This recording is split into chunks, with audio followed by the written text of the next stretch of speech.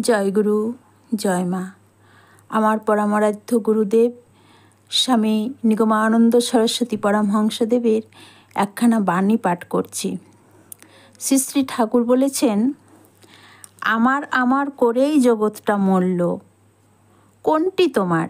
এত সাধের এই যে তোমার দেহ, যাকে আমার দেহ বলে অস্থির, কিসে তোমার দেহ বাপু?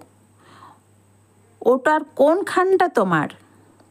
ওর উপর তোমার কি কর্তৃত্ব আছে?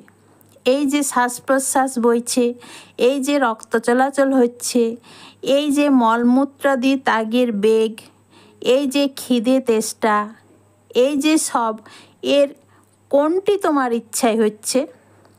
এই যে শরীরের বৃদ্ধি হচ্ছে, ক্ষয় হচ্ছে, স্থূল বা কৃশ হচ্ছে, এর কোনটি তোমার আয়ত্তের ভেতর?